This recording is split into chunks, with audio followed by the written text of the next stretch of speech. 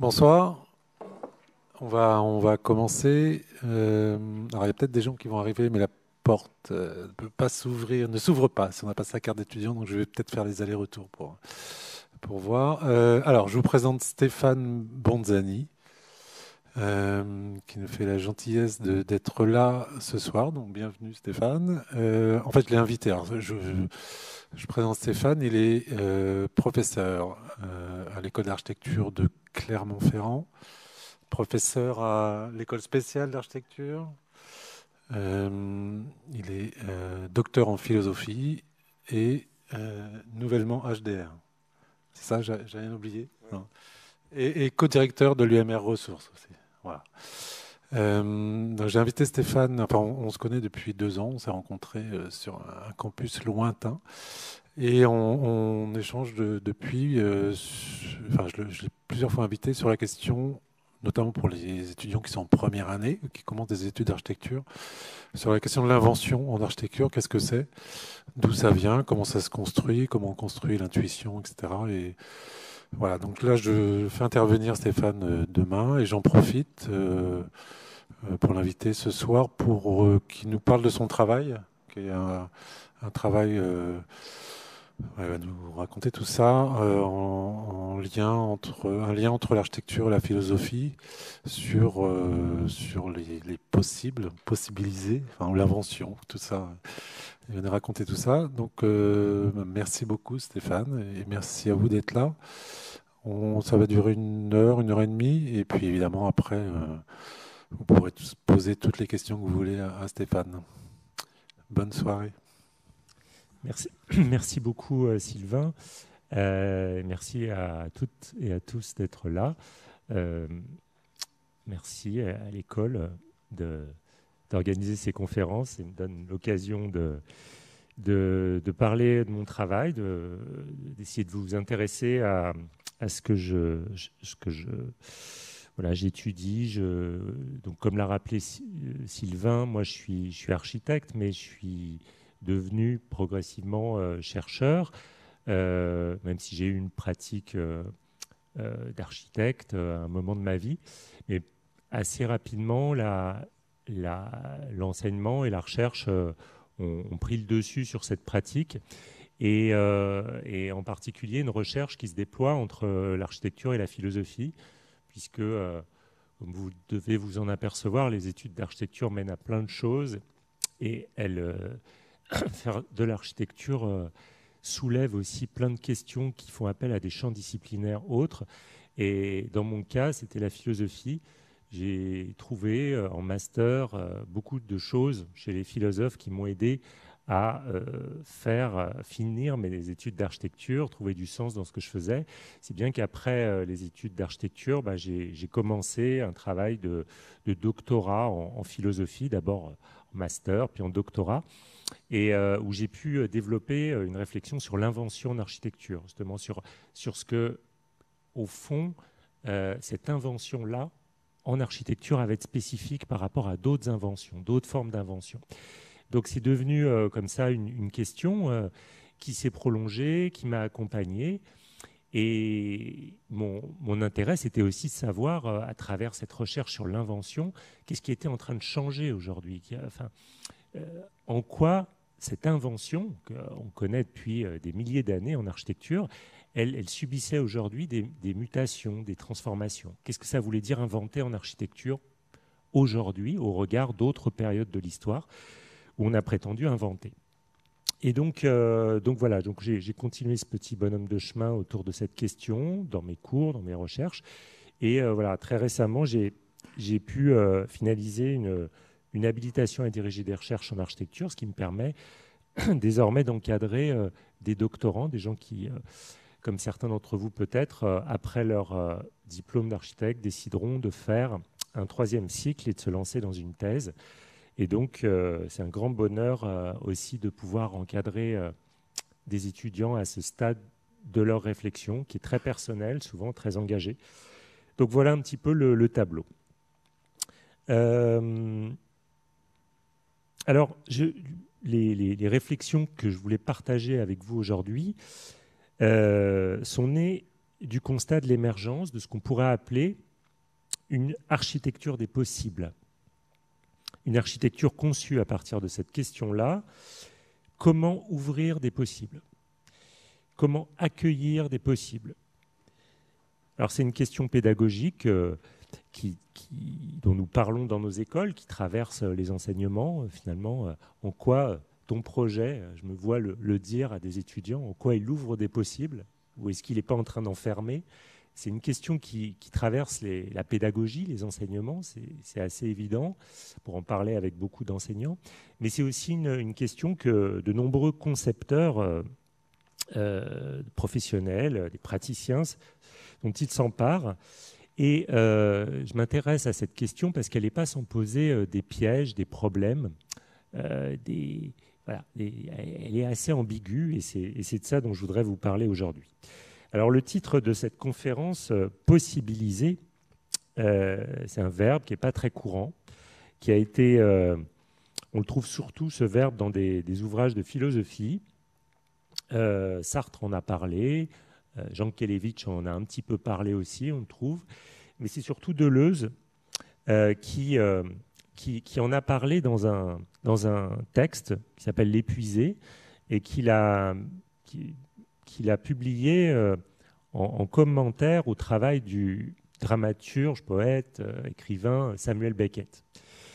Donc autour d'une pièce pour la télévision que Samuel Beckett avait imaginé, Quad, et donc qui sort en 82, je crois, et donc quelques années plus tard sort ce livre aux éditions de Minuit avec le texte de Gilles Deleuze, donc qui s'appelle L'Épuisé. Alors je ne sais pas si vous connaissez, si vous êtes familier du théâtre de Beckett ou des ouvrages de Beckett, mais souvent les personnages de Beckett sont assez empêchés, disons, dans leur mouvement, dans leur marge de manœuvre. Ils n'en ont pas beaucoup et ils sont coincés dans des situations et ils ne peuvent pas tellement s'en sortir. Et il y a un côté assez désespérant de ce théâtre qui raconte des situations où finalement on n'en sort pas. Et donc Deleuze, en fait, voit dans les personnages de Samuel Beckett des figures de l'épuisement, de l'épuisé. Et c'est dans ce contexte qu'il va placer ce mot, ce verbe de possibiliser. Voilà ce qu'il dit. L'épuisé, c'est beaucoup plus que le fatigué. Ce n'est pas de la simple fatigue. Je ne suis pas simplement fatigué malgré l'ascension. Le fatigué ne dispose plus d'aucune possibilité subjective. Il ne peut donc réaliser la moindre possibilité objective. Mais celle-ci demeure, parce qu'on ne réalise jamais tout le possible. On en fait même naître à mesure qu'on le réalise. Le fatigué a seulement épuisé la réalisation, tandis que l'épuisé épuise tout le possible. Le fatigué ne peut plus réaliser, mais l'épuisé ne peut plus possibiliser. Il faut relire la phrase de nombreuses fois pour comprendre ce qu'il veut dire. Mais donc, il y aura un autre passage dans la conférence où on va lire une phrase qui sera comme ça un peu compliquée, mais ça veut quand même dire que c'est un état, l'épuisement, dans lequel la capacité même à faire naître du possible est absente, quoi. Donc moi j'ai pris ce terme parce qu'il me semble que cet épuisement du possible est au cœur de notre époque et qu'il traverse bien sûr aussi l'architecture contemporaine sous la forme d'une inquiétude. Sommes-nous encore capables de possibiliser? Et peut-être, c'est mon hypothèse, en tout cas c'est celle que je vous propose, qu'un des symptômes de cette inquiétude, c'est précisément cette injonction ou cette rengaine qu'on trouve aujourd'hui dans le discours de bien des architectes, ouvrir des possibles. Alors, cette attention au possible est en effet assez nouvelle finalement dans l'histoire de l'architecture. Accorder de l'attention au possible, contenu dans une architecture, est une tendance récente. Le bien vivre serait, dans cette tendance, lié aux possibilités.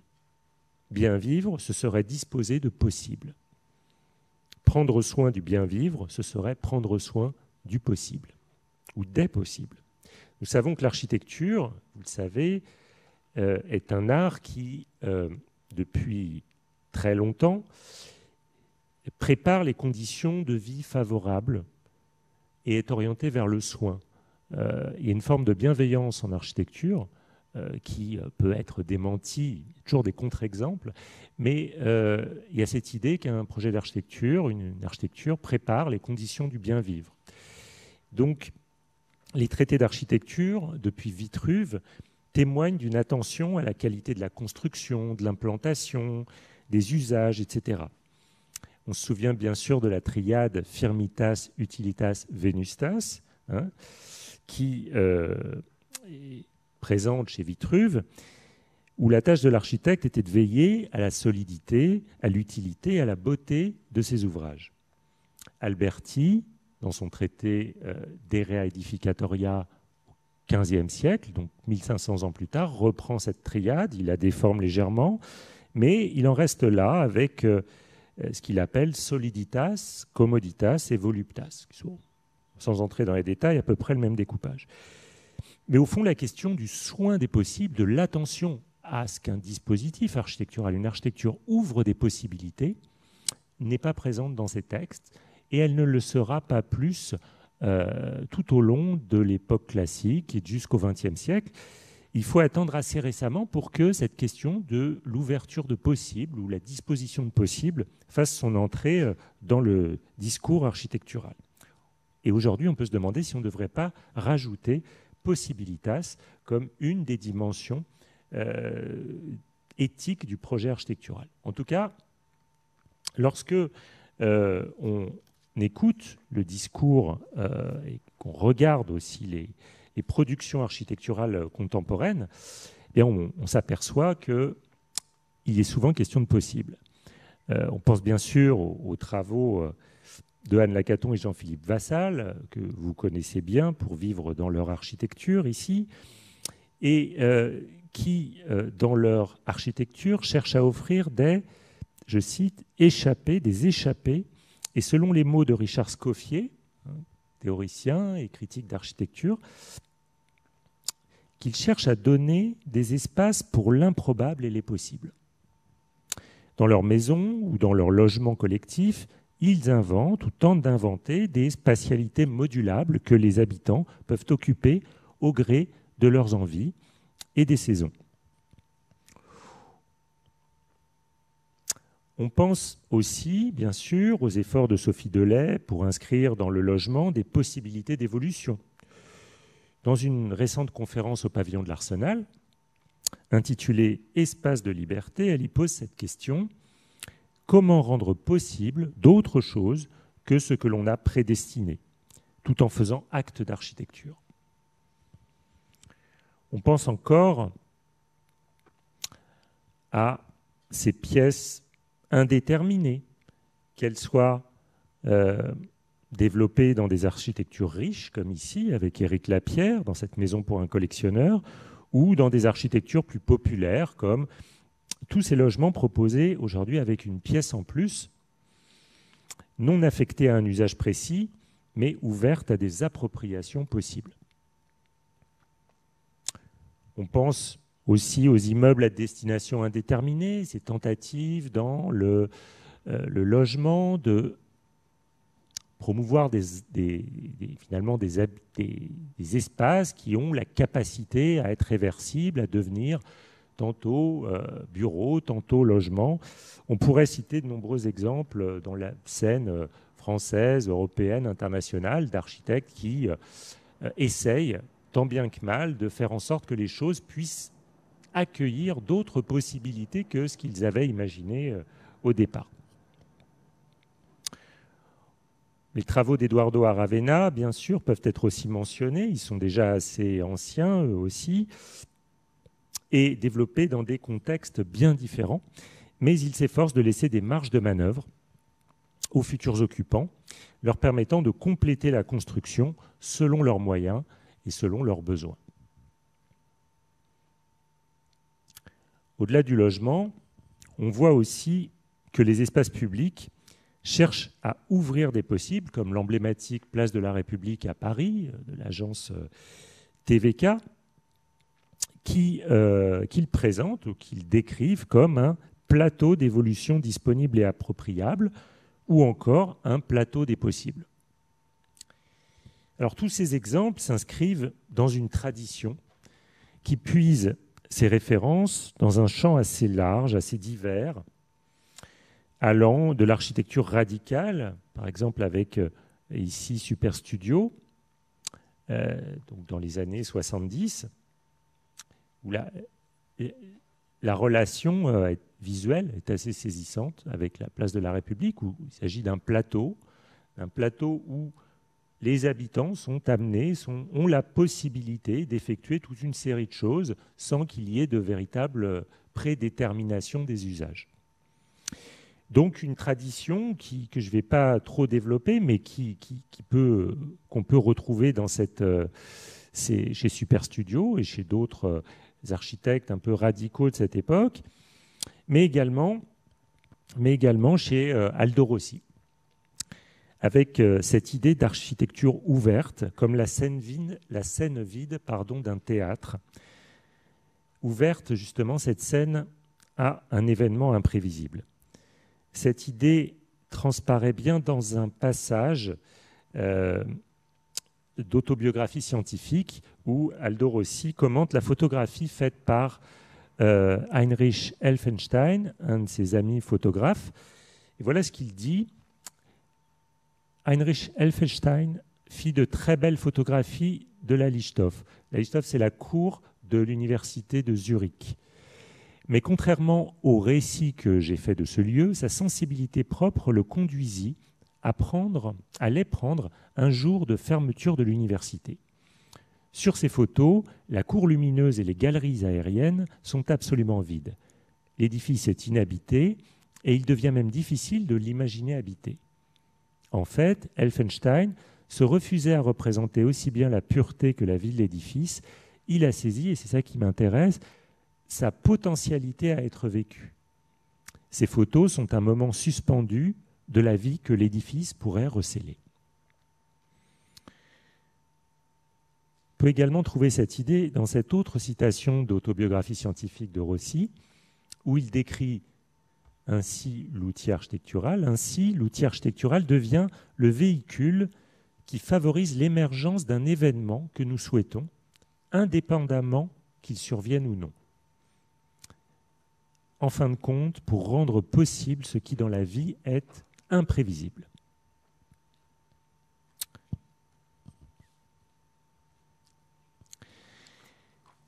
Alors, oui, sur la question du suspens, de la suspension qu'on trouve chez Rossi, vous pouvez regarder le livre de Can Onaner qui s'intitule Aldo Rossi, Architecture du suspens, paru en 2016 et qui revient sur ces questions un peu de la latence ou de la potentialité qui est très présente dans l'architecture d'Aldo Rossi. Alors on songe aussi, si on parle de cette référence ou de cette tradition d'architectes qui ont essayé de penser la question du possible, à l'architecte Aldo van Eyck et à l'expérience de pensée qu'il propose dès le milieu des années 50, alors qu'il travaille sur les Playgrounds d'Amsterdam, une série de plusieurs centaines d'aires de jeu pour enfants, insérées dans les interstices de la ville, donc d'Amsterdam, largement dévastée par la guerre. On voit ici un de ces aires de jeu. Il en a conçu environ 700 pendant 30 ou 40 années au service de la municipalité d'Amsterdam. Aujourd'hui, la plupart ont été détruites, mais il en reste quelques-unes. Alors, je vous parle donc de ces aires de jeu. En voici quelques-unes. Quelques clichés connus de ces aires de jeu. Mais ce qui m'intéresse, c'est l'expérience de pensée qu'il propose dès les années 50 et sur laquelle je voudrais revenir. Alors, cette expérience de pensée est la suivante. La neige est tombée pendant la nuit et la ville se réveille sous un tapis blanc. Aussitôt, on voit les enfants prendre le contrôle et, à travers eux, émerger un autre ethos fondé sur le jeu, le détournement des règles habituelles. De nouvelles possibilités émergent. L'imagination s'active. Comment, se demande Van Eyck, concevoir une architecture, un espace public, capable de susciter cela? Comment donner plus de permanence à ce phénomène et garantir cette ouverture de possible? Comment proposer quelque chose de plus permanent que la neige? Il écrit comme ça, « more permanent than snow ». C'est-à-dire quelque chose qui pourrait revêtir les mêmes qualités que ce tapis enneigé qui ouvre des possibles, mais qui, au fond, ne serait pas de la neige, serait inscrite dans l'architecture ou l'espace public. Alors cette réflexion qu'il se pose assez souvent, qu'il énonce, est souvent associée à une photographie, celle que vous avez sous les yeux, donc de Cas Orthuis, un photographe hollandais, montrant des gens, enfants et adultes confondus, qui déambulent librement et improvisent sur le tapis enneigé. Il la publie, cette photo, à l'occasion du Congrès international d'architecture moderne de 1956 à Dubrovnik, en appui à son discours sur la place de l'enfant dans la ville. Puis, il la publie dans divers articles. Van Eyck propose également cette expérience de pensée à l'occasion d'un workshop à l'Université de Washington, à l'Université de Saint-Louis, en 1961. Les étudiants donc, de ce workshop doivent s'inspirer de ce phénomène tout en cherchant à atteindre plus de permanence que la neige. Cette préoccupation naît donc dans un contexte qui était donc celui des années 60, 70, on l'a vu, donc un contexte fortement marqué par une critique du fonctionnalisme. N'oublions pas que Van Eyck, c'est un des membres de Team 10 qui a quitté les congrès internationaux d'architecture moderne, les SIAM, et par là a fait un acte un peu de sécession par rapport au dogme moderniste. Donc le contexte, c'était celui-là. Et cette préoccupation donc, qui émerge dans ces années-là semble aujourd'hui, en tout cas moi c'est ce que je peux constater, s'accélérer, et l'idée d'ouvrir des possibles semble dépasser le cadre d'expérimentation marginale pour investir tout le champ de la conception architecturale et urbaine. Cette manière d'envisager l'architecture, non seulement comme ce qui doit répondre à un programme, à un besoin, une ou des fonctions, mais aussi comme ce qui doit rester ouvert à l'imprévisible, marque peut-être notre époque. Cela correspond, bien sûr, à un accroissement de l'incertitude, ou plutôt à un accroissement de la sensibilité à l'incertitude. Car de l'incertitude, il y en a toujours eu, mais ce qui nous manque aujourd'hui, peut-être collectivement, c'est une manière de la conjurer par des récits d'avenir. Cette sensibilité à l'incertitude, soit planétaire, sociétale, familiale, individuelle, éveille des sentiments contradictoires. Une anxiété bien réelle, la dépression face à l'effacement de l'avenir, l'éco-anxiété, mais aussi une certaine joie.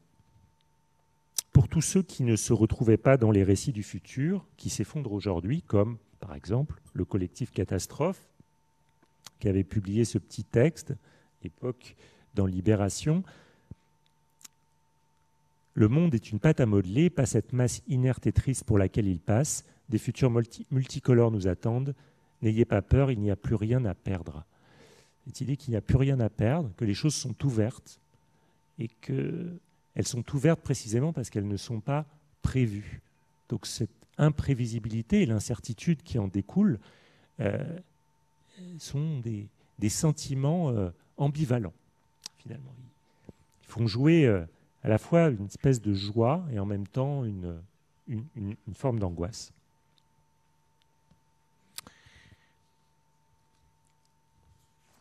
Alors, de façon plus structurelle, cette focalisation sur les possibles tient à la situation éthique dans laquelle se trouvent les hommes dans les sociétés modernes occidentales. Quand je dis les hommes, c'est les humains. Selon Hartmut Rosa, qui est un sociologue allemand très, très important de ces dernières années, l'évolution historique de ces sociétés depuis leur entrée dans l'ère moderne a conduit progressivement à ce qu'il appelle une ouverture éthique de l'homme. Autrement dit, à une ouverture radicale quant à la manière d'orienter sa vie personnelle, résultat d'une émancipation de l'individu.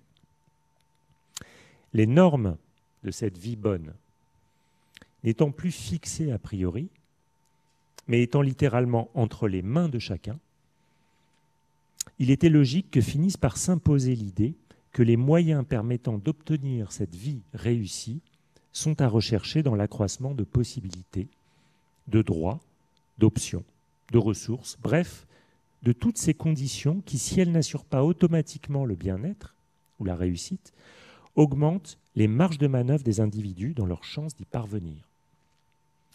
Donc, l'idée quand même, à travers cette émancipation de l'individu, par rapport à des sociétés traditionnelles, qui est vraiment le propre de la modernité, que cette ouverture éthique de l'homme suppose que c'est entre ses mains, entre les mains de chacun et chacune d'entre nous, que repose notre bien vivre. Celui-ci, il dépend en grande partie de notre capacité à orienter, faire les bons choix, etc. Alors, il écrit ceci, que j'ai voulu vous rappeler, parce que je pense que ça a à voir avec notre question. S'assurer des droits et des positions, étendre littéralement son accès au monde, physique, social et technique, par l'argent, le savoir, les relations, développer ses capacités, étendre ses réseaux, etc. C'est la stratégie de vie qu'il convient d'adopter dans des conditions d'incertitude éthique. Si elle ne garantit pas en soi une vie heureuse, du moins améliore-t-elle les conditions permettant d'y accéder. Cette idée est fondamentale dans le paysage de la philosophie sociale contemporaine.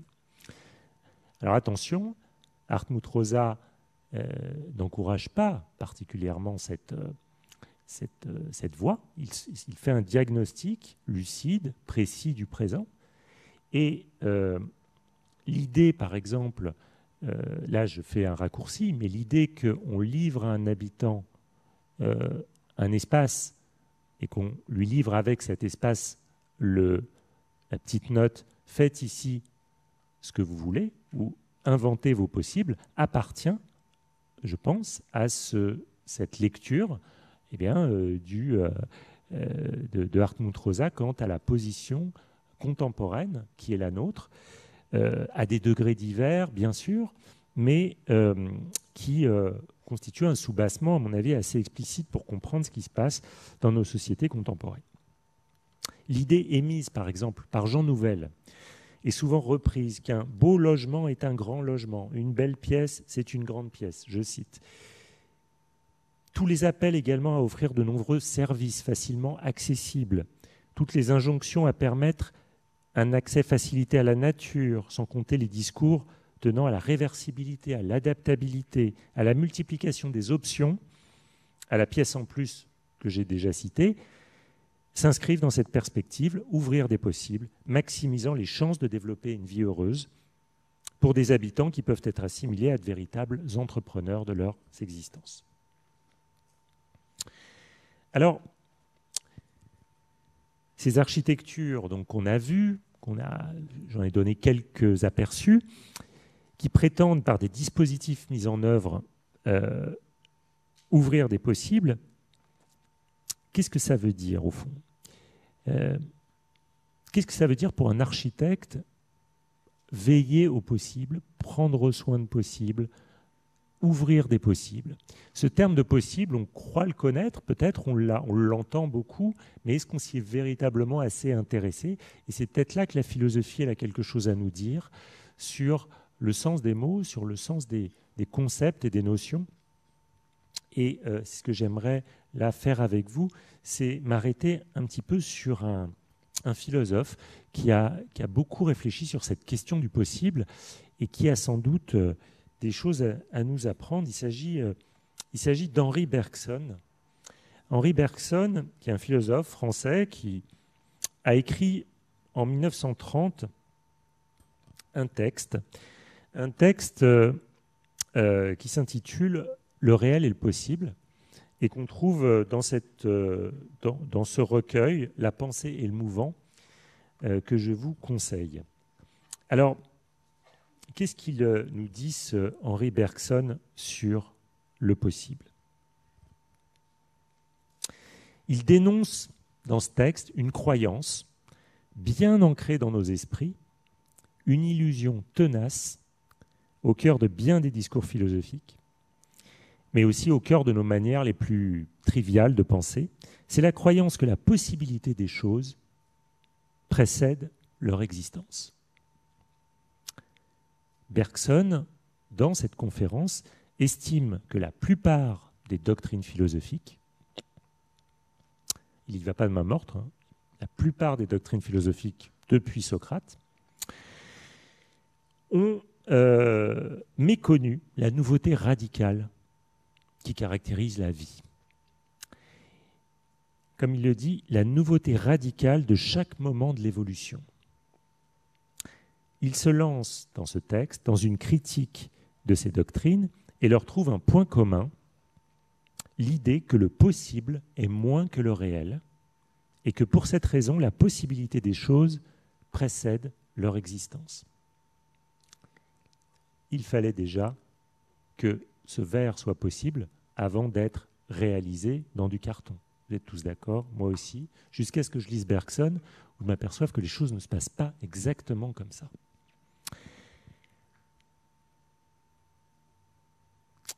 Alors, il écrit ceci, au fond des doctrines, je vous le relis cette phrase, au fond des doctrines qui méconnaissent la nouveauté radicale de chaque moment de l'évolution, il y a bien des malentendus, bien des erreurs. Mais il y a surtout l'idée que le possible est moins que le réel et que, pour cette raison, la possibilité des choses précède leur existence.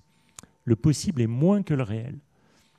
On pense tous que le possible de cette maison, de cette gourde, de ce stylo est moins que le réel. Il lui manquerait quelque chose à ce possible. Il lui manquerait la matière, il lui manquerait quelque chose de concret. Et Bergson va nous montrer qu'en réalité, le possible, c'est plus que le réel. Ce n'est pas plus que le réel parce qu'il y aurait une sorte de matière noire à laquelle on n'a pas accès. C'est plus dans le réel parce que le possible, c'est le réel plus une idée qui rétrojette dans le passé la possibilité de cette idée. C'est un événement qui se produit, un événement bien réel, cette conférence ce soir par exemple, plus la possibilité, plus le mouvement de l'esprit qui recrée sa possibilité à cette conférence dans un passé que dès lors le présent remodèle à sa guise et qu'il remplit de possibilités d'événements qui se déroulent sous nos yeux. Donc, une certaine difficulté, quelque chose d'assez contre-intuitif chez Bergson, mais peut-être qu'on pourra lire un autre texte de Bergson qui va nous aider à mieux comprendre. Alors, en tout cas, selon Bergson, si cette illusion persiste dans nos têtes, et dans la tête des philosophes qui ont écrit avant lui, c'est qu'elle vient en quelque sorte pallier la difficulté à penser la nouveauté. Nous rapportons toujours la nouveauté à du déjà connu. Nous cherchons à reconnaître dans l'événement nouveau des éléments que nous avons déjà vécus, des situations dont nous avons déjà fait l'expérience. Et vous dites, ah oui, c'est comme, tu te souviens, c'est comme ce qu'on avait, ouais, ça ressemble à. On fait tout le temps ça, on n'arrête pas de faire ça. Et notre manière d'envisager la nouveauté de la vie, de ce que produit la vie, c'est systématiquement de calquer ou de rabattre ces événements nouveaux qui émergent devant nous sur des événements passés qu'on a eu le temps de digérer, qu'on a vécu, dont on se souvient. Ce mouvement-là, je pense que vous le faites parfois. En tout cas, moi, ça m'arrive et visiblement, ça arrive un peu à tout le monde. L'illusion est de croire que lorsqu'une chose est créée, lorsqu'un événement surgit, celui-ci passe d'une possibilité à une réalité. Bergson montre donc que c'est l'inverse qui est vrai. Lorsque quelque chose arrive dans le présent, nous en construisons immédiatement sa possibilité et la replaçons dans le passé. Tout se passe ainsi comme si nous remodelions sans cesse le passé à partir du présent. Et pour faire saisir au lecteur cette pensée qui n'est pas si intuitive, Bergson prend un exemple assez parlant. Alors je le cite. Au cours de la Grande Guerre, donc la Première Guerre mondiale, des journaux et des revues se détournaient parfois des terribles inquiétudes du présent pour penser à ce qui se passerait plus tard, une fois la paix rétablie. L'avenir de la littérature en particulier les préoccupait. On vint un jour me demander comment je me le représentais. Il était prix Nobel de littérature. Je déclarais un peu confus que je ne me le représentais pas. N'apercevez-vous pas, tout au moins, me dit-on, certaines directions possibles ? Admettons qu'on ne puisse prévoir le détail, vous avez du moins, vous, philosophe, une idée de l'ensemble. Comment concevez-vous, par exemple, la grande œuvre dramatique de demain ? Je me rappellerai toujours la surprise de mon interlocuteur lorsque je lui répondis « Et si je savais ce que sera la grande œuvre dramatique de demain, je la ferais ?» Je vis bien qu'il concevait l'œuvre future comme enfermée, dès alors, dans je ne sais quelle armoire au possible.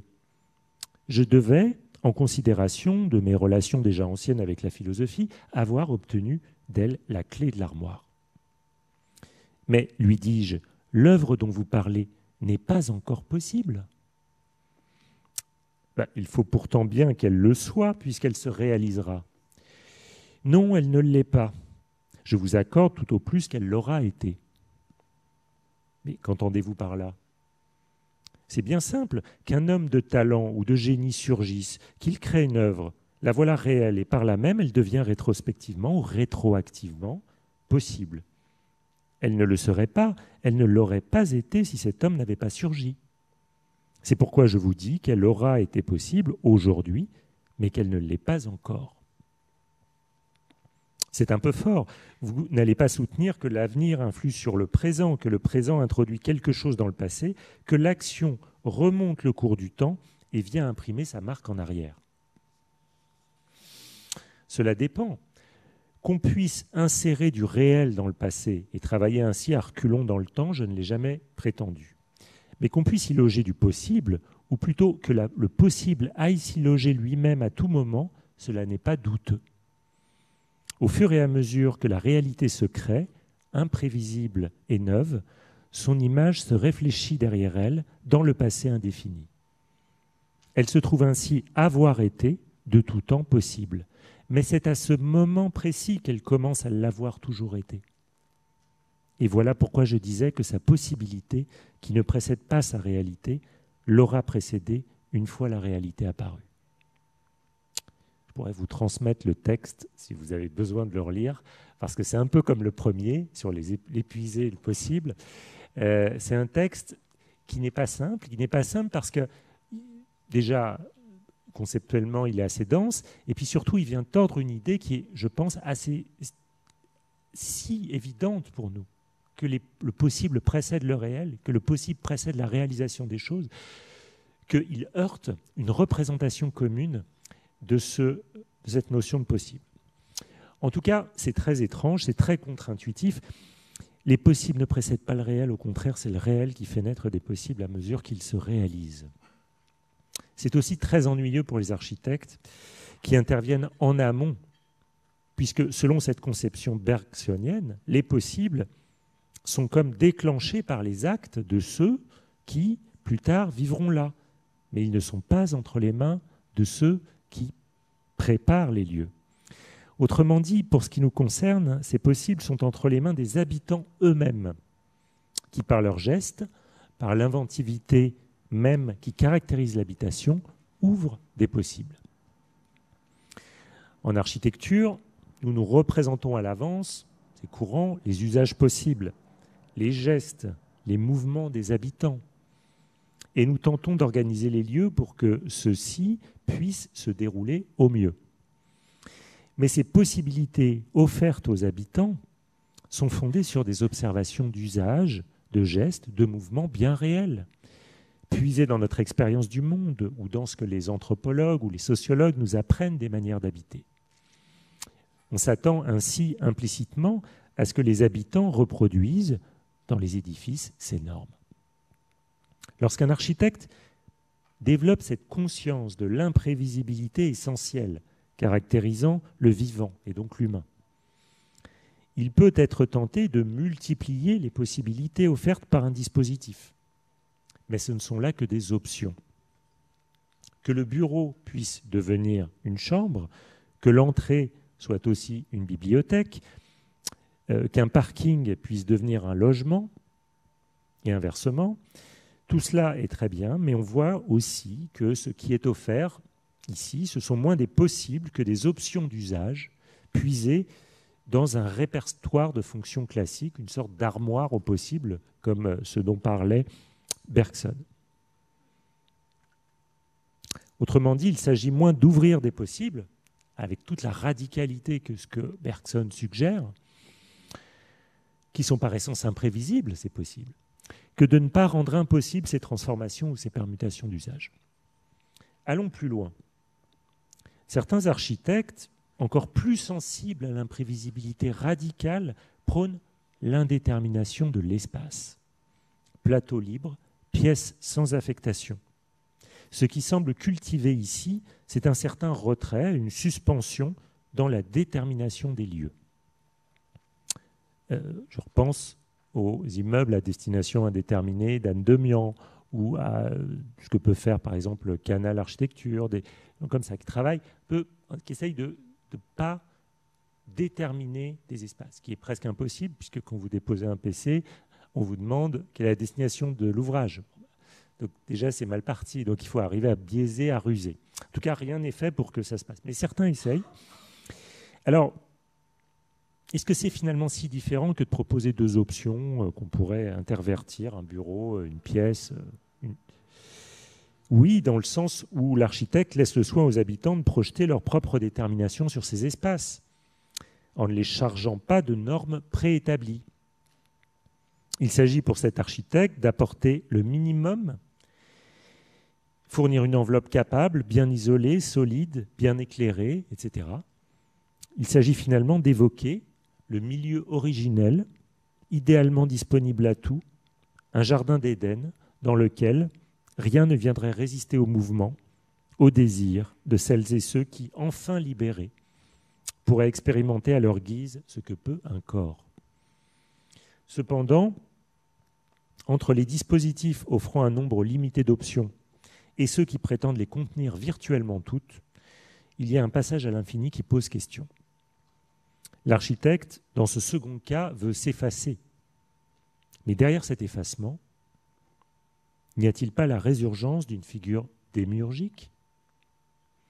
Qui a créé le jardin d'Éden ? Qui peut se prévaloir de disposer un monde au possible infini ? D'une manière plus subtile sans doute, et pour cette raison plus insidieuse, l'ouverture radicale de tous les possibles reconduit l'illusion que dénonçait Bergson.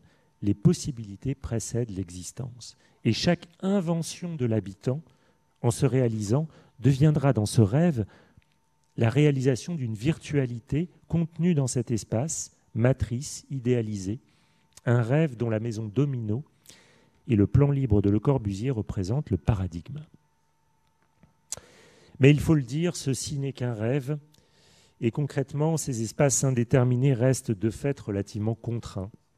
Leur dimension, leur orientation, leur matérialité forment bien des conditions réelles qui conforment les manières d'habiter et nous font dire qu'il s'agit moins ici d'une indétermination que d'une sous-détermination. Je vous mets ici juste une image du plan d'une maison, enfin d'un ensemble de logements de Snodzy et de Vacchini, où ils avaient réfléchi à un plan qui pourrait adopter comme ça différentes configurations possibles et très rapidement, comme on le sait, c'est un lieu commun de le dire en architecture, mais les cloisons mobiles se sont figées à un endroit et plus rien n'a changé et plus rien n'a évolué. Finalement, les possibles se sont... Ce qui s'est passé, c'est que Snodzy a emménagé dans le lieu et a occupé un appartement, il a disposé les cloisons comme il le pensait, et finalement tous les voisins ont fait la même chose en se disant que l'architecte avait sans doute raison dans sa manière d'organiser le plan. Donc ça n'a pas marché du tout. On voit donc qu'il est bien difficile d'ouvrir des possibles, de prendre soin des possibles, lorsqu'on prétend les créer, les ouvrir ou tout simplement les anticiper. Cela nous invite à considérer une autre attitude et à tenter cette hypothèse, peut-être. Ouvrir des possibles, c'est d'abord les accueillir lorsqu'ils se présentent. Rappelons l'image de Van Eyck que vous connaissez maintenant. C'est une expérience de pensée qu'on pourrait lire un peu autrement maintenant. En tout cas, autrement qu'on ne le faisait tout à l'heure. La neige est tombée pendant la nuit. Ce phénomène météorologique est difficilement prévisible. Et on ne peut en aucun cas le programmer. Sauf, j'entends, avec des canons à neige sur les pistes de ski, ce qui est bien triste. C'est aussi, cette neige, un phénomène relativement rare. L'expérience de pensée de Van Eyck vaut pour Amsterdam. Elle ne vaudrait pas ailleurs où il neige beaucoup, en Laponie par exemple, mais disons qu'à Amsterdam, là, il neige parfois. Cela arrive donc, et lorsque cela arrive, qu'il neige, on peut dire à la manière de Bergson que cela aura été possible. On reconstitue ce possible. C'était possible qu'il neige. Oui, mais il neige d'abord, avant que cela ait été possible, d'après Bergson. On a beaucoup repris cette expérience de pensée de Van Eyck pour soutenir des visions de la ville fondées sur le jeu. Je vous l'ai dit tout à l'heure, hein, l'enfant en ville comme figure du joueur, développée notamment par Van Eyck dans ses aires de jeu. Et cherchant donc à sortir des découpages, des zonages, et à redonner à l'habitant des marges de manœuvre. L'agence TVK, que j'ai cité tout à l'heure, lors de son projet de la place de la République, ne se cache pas de cette référence. Et ils sont directement, ils évoquent cette référence de cette photo de Van Eyck, du projet de Van Eyck, etc. Mais il me semble que derrière cela, ce qui est intéressant, au-delà de cette interprétation du jeu, du dézonage, etc., ce qui est intéressant, c'est que ce qui déclenche cette éclosion de possibilités n'est pas une décision, une intention, fût-elle vertueuse, c'est un phénomène lui-même imprévisible, la neige, et pour le dire avec Hartmut Rosa, un phénomène indisponible. On va retrouver Hartmut Rosa dont on a parlé tout à l'heure sur l'ouverture éthique de l'homme. Voilà ce qu'il dit, Rosa. Vous rappelez-vous encore cette fin d'automne ou cet hiver de votre enfance où vous avez vu pour la première fois la neige tomber? C'était comme l'irruption d'une autre réalité. Quelque chose de farouche, de rare, qui vient nous visiter, qui ploie et transforme le monde autour de nous sans que nous y soyons pour quoi que ce soit, comme un cadeau inattendu. La neige est littéralement la forme pure de la manifestation de l'indisponible. Nous ne pouvons pas entraîner sa chute ou dicter sa venue, pas même la planifier à l'avance avec certitude, du moins pas sur la longue durée. Et plus encore, nous ne pouvons pas nous rendre maîtres de la neige, nous l'approprier. Quand nous la prenons en main, elle nous glisse entre les doigts. Quand nous la rapportons à la maison, elle fond. Et si nous la plaçons au congélateur, elle cesse d'être de la neige. Le drame du rapport moderne au monde se reflète dans notre rapport à la neige comme dans une boule de cristal. L'élément culturel moteur de cette forme de vie que nous qualifions de moderne est l'idée, le vœu et le désir de rendre le monde disponible. Mais la vitalité, le contact et l'expérience réelle naissent de la rencontre avec l'indisponible.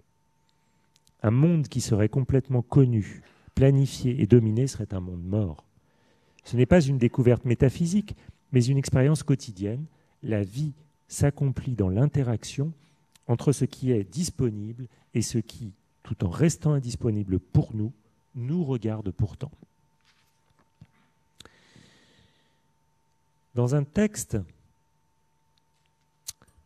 écrit par Aldo Van Eyck, toujours lui, lors de son séjour à l'université Washington de Saint-Louis en 1962, qui s'appelle The Child, the City and the Artist, mais non publié avant 2008, donc on ne pouvait pas lire avant assez récemment. Il a été publié presque plus de 40 ans après qu'il ait été rédigé. L'architecte revient bien sûr sur cette image de la rue enneigée, qui est un peu sa marotte, mais il la commente autrement. Il explique qu'au-delà de la référence à l'enfance, cette image parle des cycles de la nature et en particulier des saisons. Alors que Van Eyck exhortait ses étudiants à chercher à mettre en œuvre quelque chose de plus permanent que la neige, more permanent than snow, il indique dans ce texte qu'il n'y a en réalité rien de plus permanent que la neige, et plus précisément, rien de plus permanent que les 4 saisons que la neige représente. À travers la neige, une sorte d'allégorie de la cyclicité imperturbable des saisons. Le rythme du jour et de la nuit, des saisons, de la vie et de la mort, ce que nous appellerions des écorhythmes ou des biorhythmes, sont conçus par Van Eyck comme ces permanences avec lesquelles il s'agit de composer. Il est remarquable que l'éclosion de possibles caractéristiques du jeu soit mise en tension avec ces rythmes naturels. On comprend par là que pour que des possibles adviennent, il faut que quelque chose résiste à la planification, à la disponibilité, selon Rosa. Les phénomènes météorologiques, les cycles saisonniers sont de cet ordre-là. Et le fait que nous, humains à l'ère de l'Anthropocène, découvrions que nous sommes en partie cause des changements climatiques ne modifie pas foncièrement cette expérience de l'indisponibilité. Car bien que notre activité influe sur ces phénomènes de dérèglement, de réchauffement, cette influence ne prend pas la forme d'une planification, d'une intention. Ce sont des conséquences non intentionnelles face auxquelles nous restons en position de non-maîtrise. La reconsidération également du non-humain, et en particulier des vivants, portée par l'anthropologie et la philosophie contemporaine, peut bien sûr s'entendre dans le sens d'une protection ou d'une préservation attendue des tissages écosystémiques dont nous faisons partie et dont nous sommes dépendants. Mais c'est peut-être aussi une invitation à sortir d'une autocentration de l'humain sur l'humain, délétère pour l'imagination. Il s'agit peut-être, par là, de se rouvrir à des expériences fondamentales par lesquelles nous éprouvons des sentiments de surprise, d'étrangeté, d'altérité profonde. Autant d'expériences qui nous engagent dans l'invention d'autres modes d'habiter, d'autres récits et d'autres possibles. Alors pour terminer, juste peut-être quelques manières de faire pour composer avec ces possibles, pour ouvrir des possibles. Peut-être c'est aventureux parce que vous voyez que c'est très difficile. Enfin, selon moi, c'est presque condamné d'avance quand on cherche à ouvrir des possibles. On rate son coup tout le temps. Grâce à Bergson, on comprend pourquoi. On ne peut pas les anticiper, ces possibles. Ils sont imprévisibles. Cependant, malgré tout, avec ce qu'on peut observer de ce rapport à la neige, finalement, de cette idée que les possibles naissent d'une rencontre avec l'indisponible, avec ce que nous n'avons pas décidé, ce que nous n'avons pas planifié, il y a peut-être tout un spectre de pratiques qui peuvent nous intéresser et qui ont peut-être beaucoup plus de chances d'ouvrir des possibles que celles qu'on a pu voir au début de l'exposé. Évidemment, il y a cette idée de faire avec. C'est peut-être la première voie qui est une voie un peu méthodologique, où il s'agit de laisser l'imprévisible advenir lors du processus de conception. Accueillir les possibles qui se présentent. On retrouve ici la démarche de sérendipité, finement analysée, notamment par André Corboz. Les accidents de parcours, les résistances ou les contraintes qui pèsent, entre guillemets, sur la conception, sur l'invention, sont alors envisagés positivement, comme des éléments générateurs de possibilités.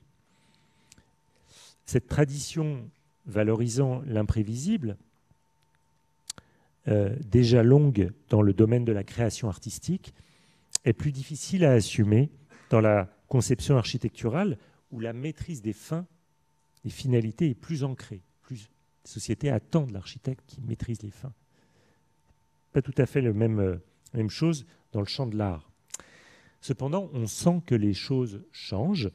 Et par exemple, derrière le mouvement du FAIRE, F-A-I-R-E bien sûr, qui connaît un grand succès aujourd'hui, notamment dans les écoles d'architecture,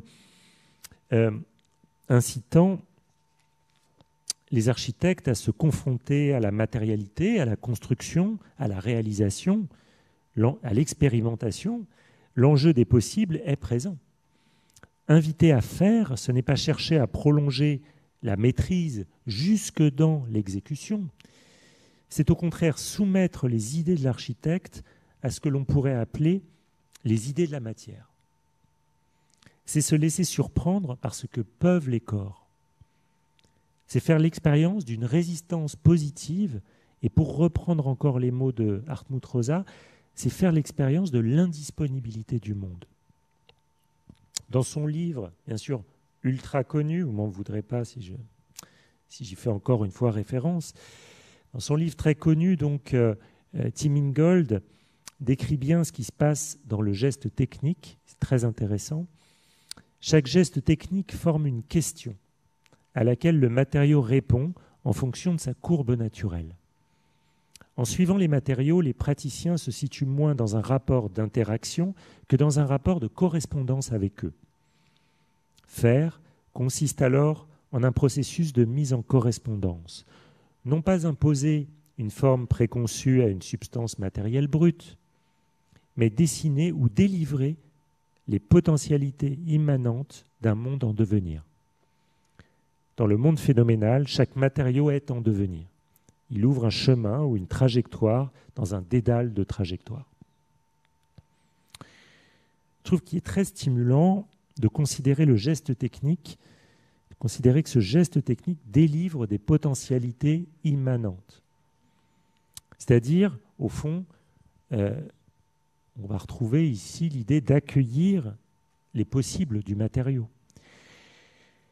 Tout se passe ici comme si le geste était moins pensé comme réalisation de possible que comme la révélation de possible. Vous connaissez peut-être cette œuvre du grand artiste Giuseppe Pennone, mais c'est une des œuvres de la série Anatomia, où Pennone, qui travaille beaucoup avec plein de matériaux naturels, le bois notamment, là il travaille avec le marbre, et ce qui est intéressant, c'est qu'en fait il va révéler les veines du marbre. Il va sculpter les parties du marbre qui sont entre les veines du marbre de façon à les mettre en évidence. Et tout d'un coup, en fait, la forme n'est que, en quelque sorte, la mise en évidence, la révélation de ces veines-là. Alors, il y a une référence très très claire à l'œuvre des esclaves de Michel-Ange, là. En voyant ce bloc, c'est assez évident.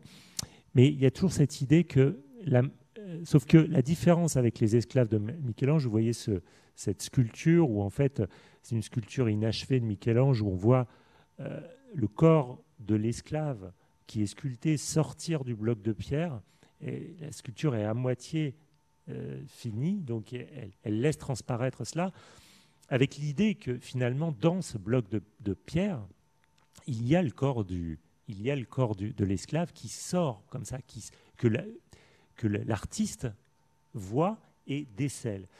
Alors, la différence avec Pennone, c'est que ce que nous montre ici l'artiste, ce ne sont pas des corps qu'il a projetés, issus de son imagination, c'est en réalité ce qu'on pourrait appeler avec Gilbert Simondon les formes implicites de la matière. C'est-à-dire, ici, c'est les veines du marbre. Ça pourrait être les grains du béton, ça pourrait être les veines de l'arbre ou les cernes de l'arbre, comme il le fait dans d'autres œuvres. Donc c'est peut-être c'est un exemple qui concerne de biais l'architecture, là, que je vous montre, mais qui à avoir avec cette idée de peut-être être en capacité de se rendre attentif à des lignes de force, à des réalités préexistantes qui nous offrent cette part d'indisponibilité avec laquelle il faut composer pour faire un projet. Au-delà de cette dimension artisanale que je viens d'évoquer, ou artistique, on peut penser à des démarches d'architectes qui font avec ce que leur propose le site, avec ses formes, ses matérialités, et qui font émerger des possibles à partir de ces paysages. Bon, c'est le cas d'Alberto Ponis, par exemple, cet architecte qui a construit de nombreux projets en Sardaigne dans les années 60 à 80 à peu près. La côte sarde est caractérisée, comme vous le voyez, par des paysages très minéraux, très accidentés, et ces maisons tirent parti finalement de ces formes, de ces anfractuosités. Il se contente de prolonger ou d'amplifier ce que lui suggère la topographie. C'est cette maison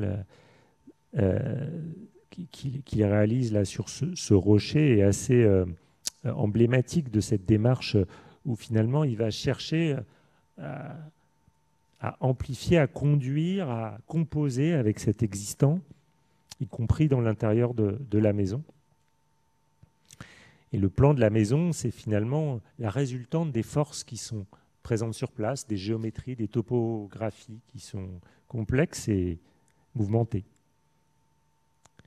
Les escaliers qu'il fait pour divers projets, ici c'est le projet d'accès à cette maison, mais il y en a beaucoup d'autres, sont un peu comme les veines de Giuseppe Penone, c'est-à-dire qu'ils émergent au fond déjà de prédisposition du sol, du terrain, à accueillir un parcours. Donc c'est presque une amplification ou un prolongement de ce que suggère, souffle l'existant.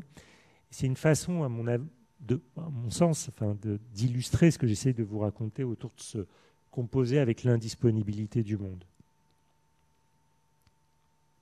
Donc les escaliers, là, ils se logent dans des failles, prennent appui sur des défauts ou des irrégularités plutôt.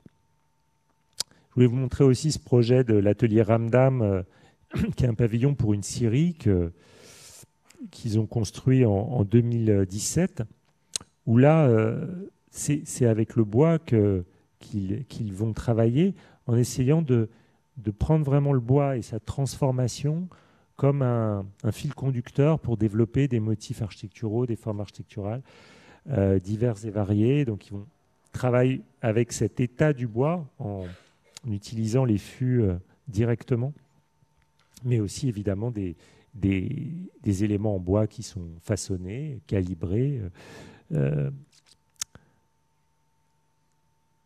Les façades sont réalisées en bois de séchage, où vous remarquez souvent les traces des lithos qui ont servi à superposer les planches qui persistent sur ces planches et qu'on s'acharne bien souvent à poncer pour les faire disparaître.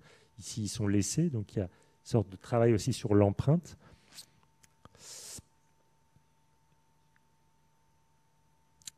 Alors, un autre exemple qu'on pourrait prendre dans cet aspect méthodologique du rapport au possible, attendu qu'il n'est pas possible de les anticiper, comment on peut néanmoins peut-être les accueillir ou les ouvrir en les accueillant, c'est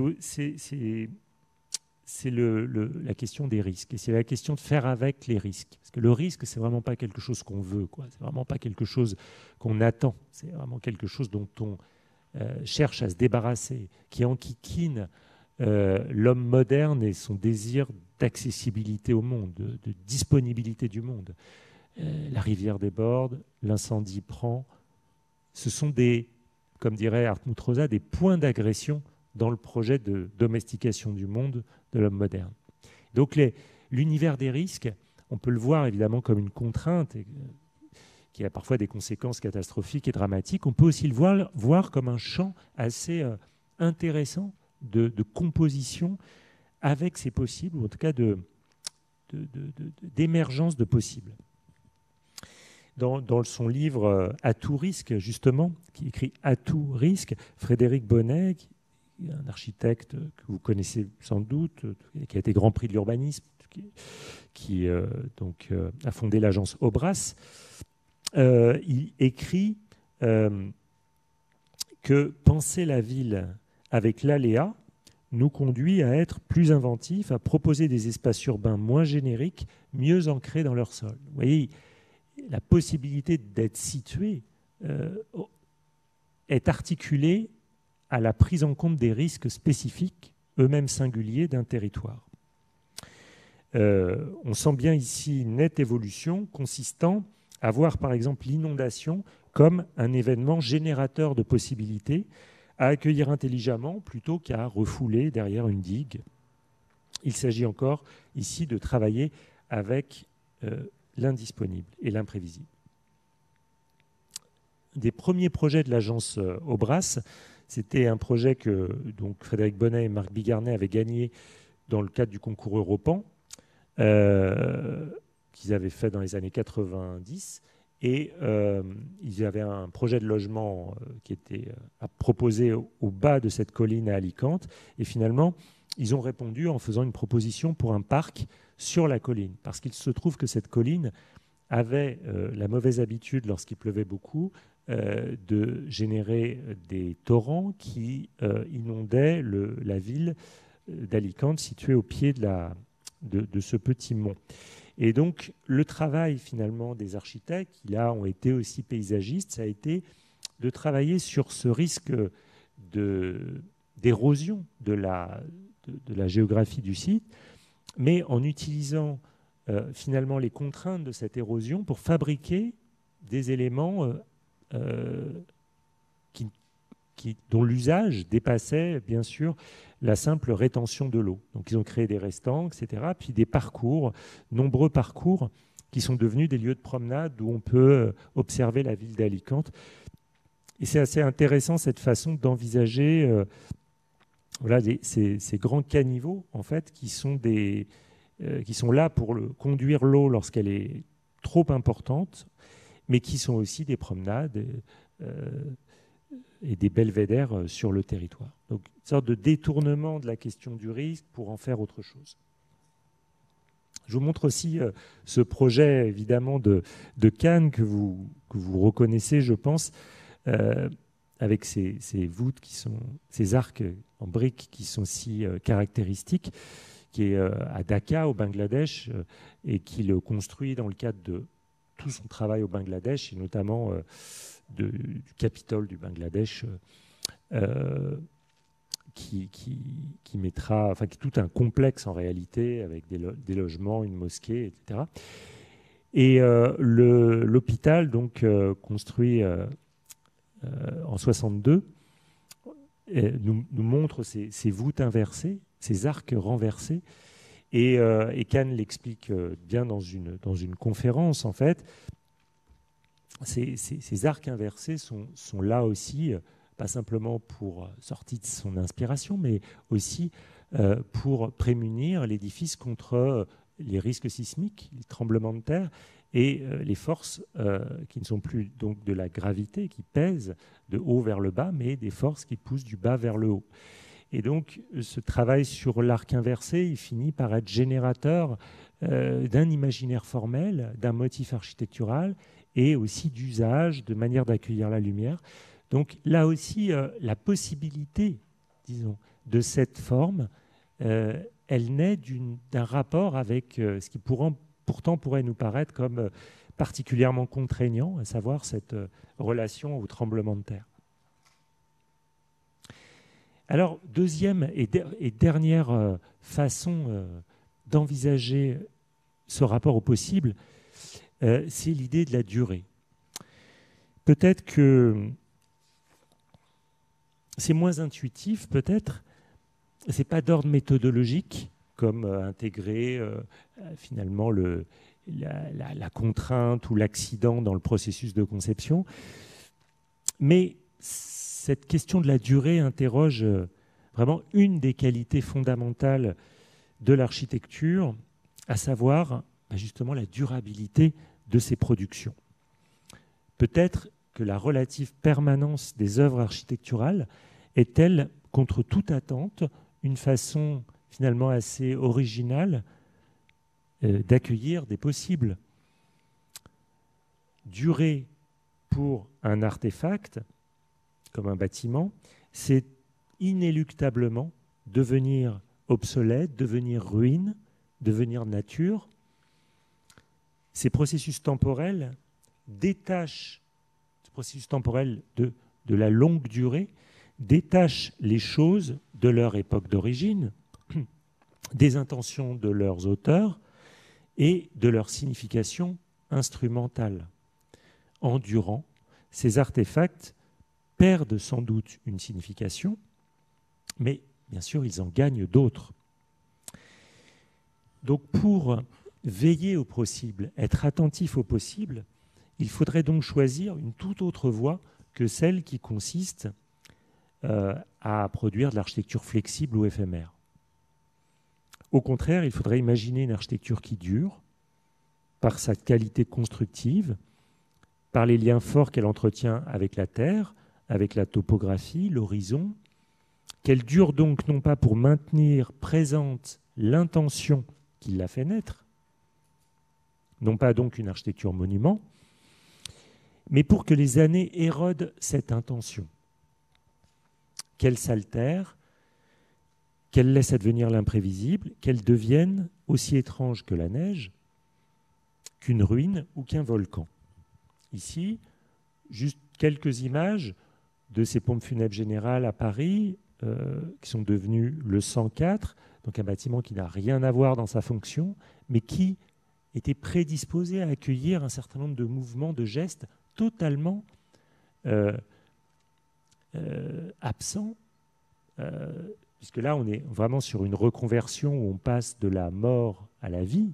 Vraiment, le lieu des stockages des pompes funèbres générales qui voyaient défiler des cercueils à un lieu d'art vivant et d'expression d'art urbain. Il y a une sorte de mutation, j'ai pris cet exemple parce qu'il est assez significatif, d'une transformation assez radicale où éclosent des possibles qui n'étaient pas contenus dans l'œuvre originelle. Je pense aussi à ce projet, à ce skatepark dont vous avez peut-être croisé l'existence. C'est à Portland, c'est un des plus anciens skateparks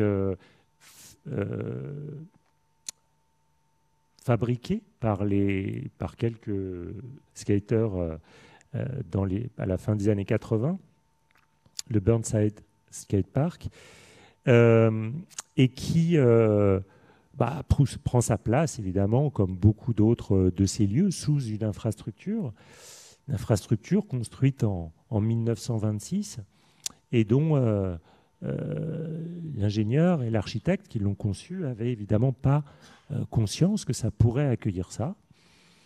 Donc cet espace, il a eu plusieurs vies. Il a eu cette vie d'être une sous-face d'une infrastructure pensée pour la circulation des biens, des personnes. Puis il est devenu ce skatepark. On voit des images de la construction.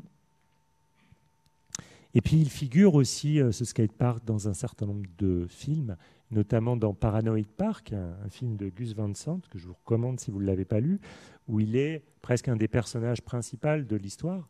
Et finalement, il y a cette idée que petit à petit, les choses s'ouvrent, des possibles nouveaux se créent à mesure que ça avance, qui sont comme contenus dans ce lieu originaire, tout en n'étant jamais visibles avant que les choses ne soient arrivées, avant que l'événement ne soit réalisé, pour aller dans le sens de Bergson. Et puis pour terminer, je vous montre juste ce projet que là aussi vous devez connaître, il a beaucoup circulé, ce projet du Friendship Center de l'architecte bengalais Kashef Chaudhuri, où je trouve que cette vue montre bien la manière dont ce projet, qui est un centre communautaire en briques, s'installe dans son territoire, territoire inondable, bien sûr, au Bangladesh, qui est une sorte de grande, immense plaine inondable, Et donc, ce projet-là s'insère en fait aussi dans un paysage plus large de temples, de ruines de temples bouddhistes. Et je crois qu'on comprend bien en fait le travail de Kashef Choudhury quand on le met en relation avec de nombreux vestiges qui sont présents autour et qui, comme le dit bien d'ailleurs Bruce Bégou dans un de ses derniers livres qui s'appelle Obsolescence des ruines, qui sont donc des ruines. Mais vous savez, longtemps, les ruines ont été synonymes de la fuite du temps, la désagrégation, l'altération, etc. Ce que dit Bruce Bégou, au fond, c'est l'inverse. Il dit une ruine, ce qu'elle nous raconte, c'est la durée. Elle ne nous raconte pas la décrépitude, la déliquescence, la perte. Elle nous raconte surtout la capacité de certaines choses à durer. Et je trouve que le projet de Kashef Choudhury, quand vous le regardez, vous dites qu'il est déjà une sorte de ruine anticipée, pour faire un petit écho à un mouvement artistique du XVIIIe siècle, qui s'appelait justement ce travail sur la ruine anticipée, où l'édifice préfigure déjà ce qui pourrait devenir si c'était une ruine. Et il y a un sens de la durée dans cette œuvre qui me semble assez intéressant de relever, peut-être de relever aussi avec, je termine avec cette provocation de Ruskin, qui est, comme vous le savez, qui était un ennemi de Viollet-le-Duc, théorique, au XIXe siècle, et qui lui prenait, à la différence de Viollet-le-Duc, un amour du temps de la longue durée, un temps de la patine, des âges, etc. Un édifice ne se peut, à mon sens, envisager dans sa fleur avant que se soit écoulé 4 ou 5 siècles. Car la plus grande gloire d'un édifice ne réside en effet ni dans ses pierres ni dans son or. Sa gloire est tout entière dans son âge, dans ses murs longuement baignés par les flots rapides de l'humanité. C'est dans cette patine dorée des ans qu'il nous faut chercher la vraie lumière, la couleur et le prix de son architecture.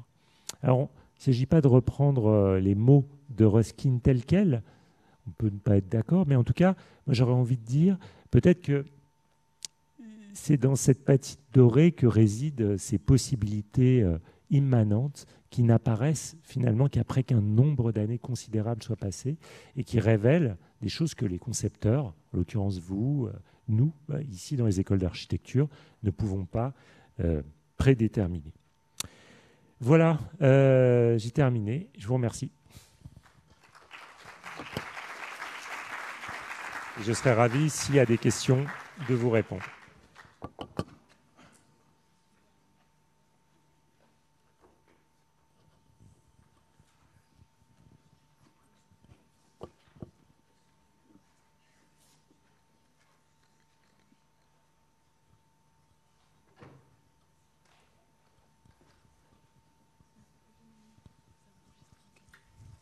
Bonjour. Et vous avez parlé de comment ouvrir et accueillir des possibles. Alors moi j'ai 2 questions. La première c'est l'invention, cette invention dont vous faites part, est-ce qu'elle est possible? Enfin, elle est philosophique. L'invention est-elle philosophique? Et une deuxième question, c'est comment inventer également ces possibles? Alors, je ne suis pas sûr d'avoir compris la première question. Il y a une sorte de réverbération du son qui fait que je n'ai pas bien compris la première question. Alors, la première question, c'est l'invention dont vous faites part. Est-ce que cette invention est-elle philosophique? Alors, enfin, vous avez parlé de l'invention en architecture, je parle de l'invention en architecture. Ouais. Je crois que effectivement l'invention, c'est ce que j'ai essayé un petit peu de dire au tout début de la conférence quand je présentais mon travail sur l'invention, c'est que moi ce que je cherche à faire, c'est à réfléchir à l'invention en architecture, d'accord? Mais il est évident qu'il y a d'autres formes d'invention et notamment une forme d'invention en philosophie.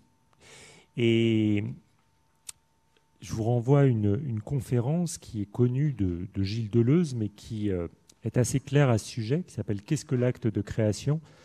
dans laquelle le philosophe fait une conférence devant des jeunes cinéastes dans une école de cinéma, la FEMIS, et donc il compare un peu les modes de création ou d'invention des uns et des autres. Et il leur dit, voilà, vous inventez en cinéma, vous faites de l'invention en cinéma.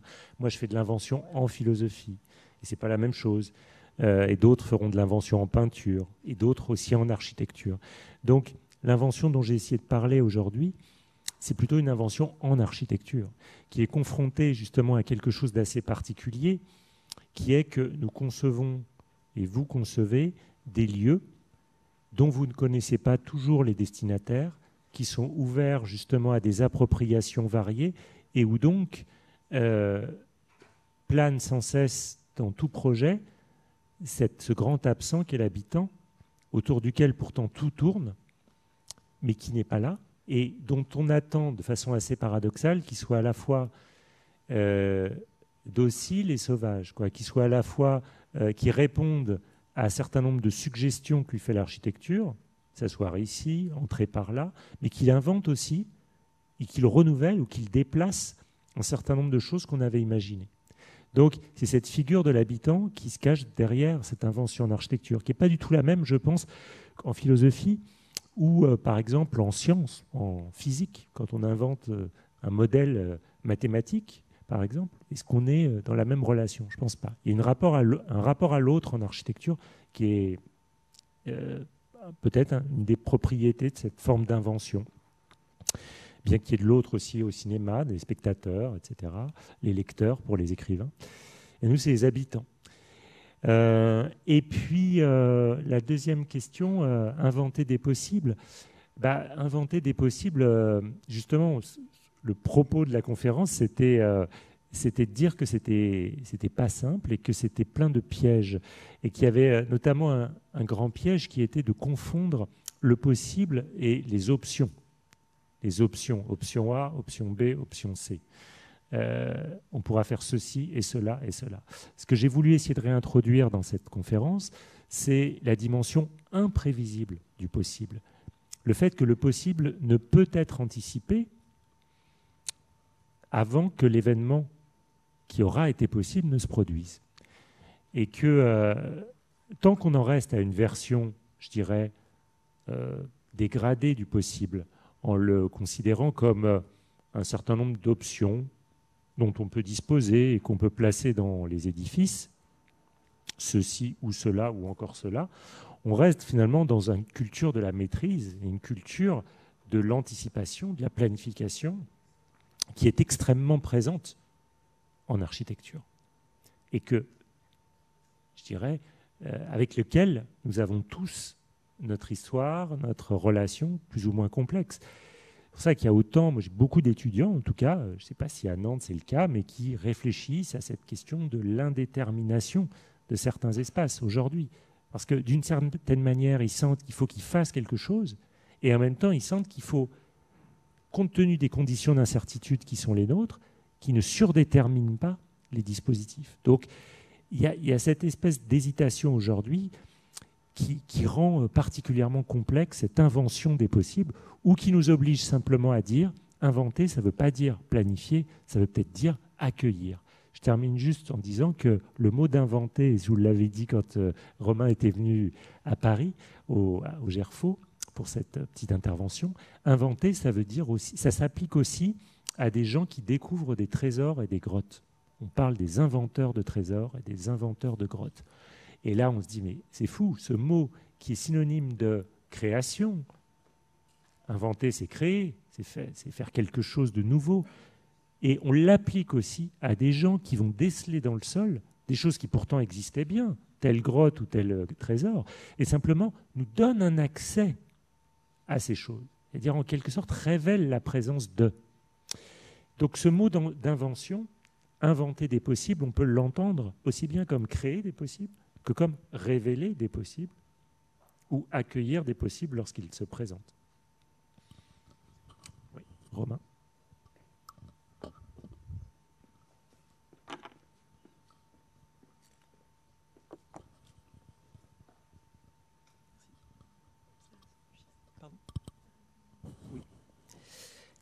Merci beaucoup Stéphane pour ce panorama savant. Et je note quelque chose finalement dans l'invention en architecture que tu nous as présenté et avec les exemples aussi que tu as proposés. La pièce en plus, le plateau, la grille neutre de Super Studio, l'espace isotrope, l'espace réversible, l'espace optionnel, l'espace modulable. En fait, tout ça ne sont que des visions en plan.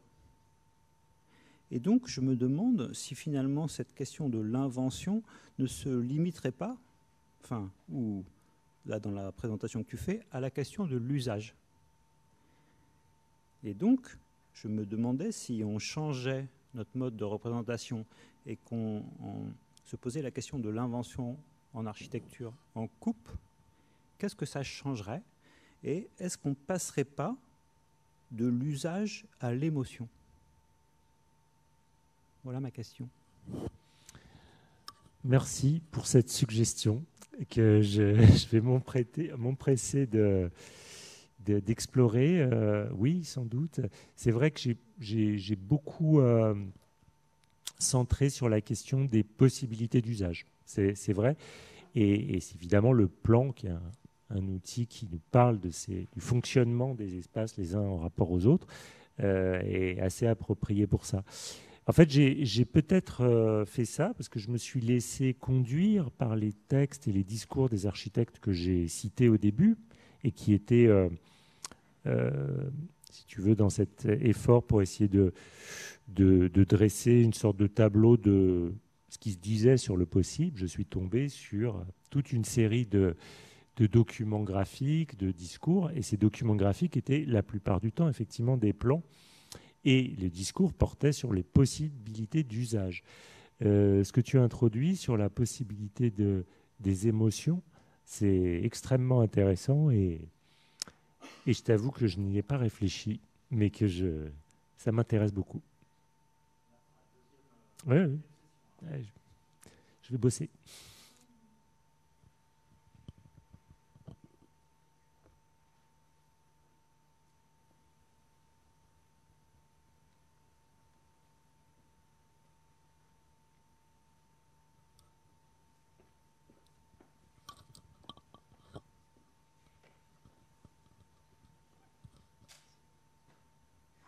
Bonsoir, merci pour votre présentation. Moi, j'avoue, je suis un peu frustré sur la fin quand vous dites que peut-être que le possible, c'est une voie un peu sans issue ou c'est condamné d'avance. Et vous esquissez sur la fin des idées comme la notion du faire et comment est-ce que être en emprise avec le réel et avec l'action, c'est ça peut-être qui a quelque chose d'ouvrant et de possible. Dans les références que vous avez données, par exemple Van Eyck, je trouve qu'il y a quelque chose qui est vraiment de l'ordre de l'action et du geste très fort dans les playgrounds qu'il a faites, qui sont, il me semble, toutes situées sur des lieux bombardés pendant la Seconde Guerre mondiale. Donc il y a un geste très fort en fait de poser ça là. Pour moi, le possible interroge aussi la question du langage sur un endroit sur lequel on n'oserait plus parler, on ne saurait plus quoi dire.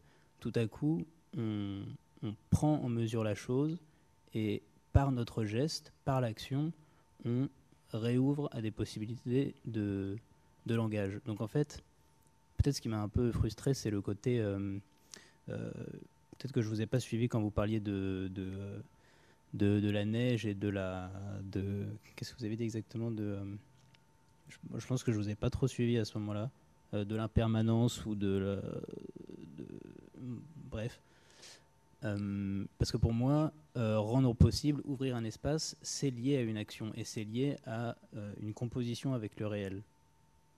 Je me dis qu'on ferme un espace lorsqu'on parachute un programme, mais lorsqu'on compose avec le réel, peut-être qu'à ce moment-là, l'espace s'ouvre, l'espace devient ouvrant. Oui, mais c'est exactement ça. Enfin, on s'est compris, du coup. C'est exactement ça. C'est-à-dire qu'il y a l'ouverture de possible ne se décrète pas en dehors de l'action. l'action du corps, de l'action des gestes, de l'action encore une fois, pour rappeler ce que disait Bergson, c'est-à-dire en dehors de la vie qu'il considère comme un processus d'être en action dans le monde, quoi. Et là où je trouve que vous ouvrez un champ intéressant, il y a plusieurs choses dans ce que vous dites. Il y a déjà le fait de rouvrir des lieux qui sont, éteints par le souvenir qu'ils peuvent porter, qui peuvent être des lieux... effectivement, le fait que les playgrounds prennent place sur des lieux bombardés, donc des lieux dévastés, c'est pas rien d'un point de vue du renversement symbolique que ça représente, mais surtout, ce sont des lieux d'action et des lieux d'invention par les corps des enfants qui s'y exercent. Et ce qui est intéressant à ce propos, c'est que dans ces aires de jeu, Van Eyck a imaginé toute une série de dispositifs qui sont des dispositifs très simples, en fait. Vous avez vu des enfants qui sautent sur des petits cylindres en béton, une barre qui fait juste ça. Et en fait, ce qu'il a fait, c'est qu'il a repris tout un vocabulaire de mobilier urbain, d'éléments qu'on pouvait trouver dans la ville, d'une barrière. Pas un enfant qui n'a pas tourné autour d'une barrière. Et du coup, il s'est dit, plutôt que de proposer des objets qui ont déjà une vocation enfantine, qui sont déjà empreints d'un imaginaire autour de l'enfant, ce qu'on fait dans les pires parcs pour enfants aujourd'hui, avec tout un tas de formes zoomorphes ou de machins. En fait, pas du tout. Là, on est plutôt dans une espèce d'abstraction de ces formes qui ne veulent rien dire. Justement, elles ne dégagent aucune signification préétablie. C'est pas un bateau de corsaire, c'est pas un dragon, c'est juste une barre. Et du coup, les corps inventent véritablement des récits, des fictions qui réinterprètent sans cesse ces éléments qui sont très simples et qui sont... Donc je trouve que ça a aussi à voir ça avec l'ouverture de possible et peut-être avec l'ouverture d'un certain langage. Alors là, pour le coup, un langage du corps, mais aussi un langage des récits de ce qu'on se raconte quand on est enfant et quand on s'amuse à croire que ou à se faire croire qu'il se passe quelque chose ici. Donc là, peut-être qu'il y a aussi une réflexion, en tout cas après celle de Romain sur les émotions, je prends la tienne, sur la question aussi du langage. Et de l'action comme aussi peut-être un mode d'ouverture de possible qui passe par là.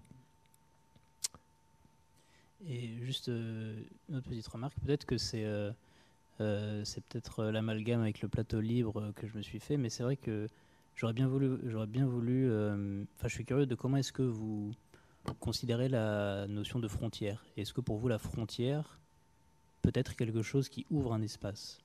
Est-ce qu'on peut édifier des murs et est-ce qu'en même temps on peut ouvrir un espace ? Oui. Oui. Enfin, compte tenu de ce que j'ai dit et compte tenu notamment de la dernière partie qui parle de la durée, évidemment que la frontière, en tout cas ce qui inscrit un geste de façon relativement permanente dans un territoire, la frontière est très ambivalente. On peut la voir comme un obstacle, on peut aussi la voir comme une possibilité de passer outre, de transgresser, de dépasser. La limite, en philosophie, elle est ambivalente et elle peut être conçue aussi bien comme la fin, l'ultime frontière d'une pensée, d'un champ, d'un développement, d'un argumentaire, que comme ce à partir de quoi quelque chose s'ouvre et devient possible. Moi, j'aurais plutôt tendance à dire que nous, architectes, nous faisons des frontières, nous fabriquons des frontières, pas simplement verticales, mais horizontales, de diverses natures, on ne peut pas y échapper.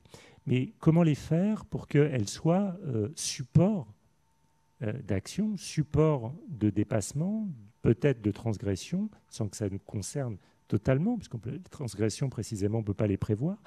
Mais je pense qu'il y a quelque chose de parfois pas assumé de l'architecte avec la rigidité des lieux qu'il fabrique, qui est assez inéluctable. On est ici dans un lieu qui a sa rigidité, mais qui en même temps, peut-être, donc on peut le considérer comme une sorte de frontière ou de limite. Il y a des limites de ce poteau, de ce mur, de ce plafond, etc. Comment est-ce que tout cela peut être pensé comme un support à partir duquel quelque chose peut commencer à exister? Bon, c'était la définition que Heidegger donnait de la limite. La limite, c'est ce à partir de quoi quelque chose peut commencer à exister. C'était une définition heideggerienne de la limite. Il y a eu d'autres définitions en philosophie de la limite. Mais en tout cas, il y avait un petit livre il y a quelques années de Régis Debray qui s'appelait « Éloge des frontières » et où il faisait le constat qu'il y avait une espèce de tendance au sans-frontiérisme général. Il dit il y a les médecins sans frontières, les ingénieurs sans frontières, les architectes sans frontières. Il dit bientôt il y aura les douaniers sans frontières.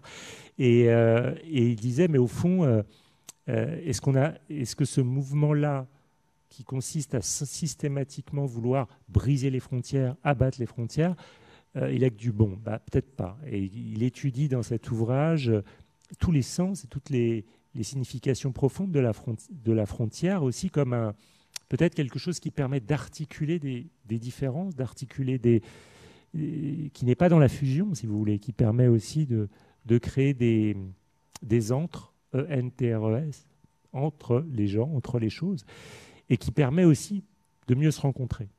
Donc ce petit livre m'avait pas mal marqué pour éviter. Je trouvais qu'il évitait de se vautrer dans cette disparition de toute forme de frontière qui correspond à une espèce d'utopie un peu bête qui, comme il le dit, enchante l'Occident.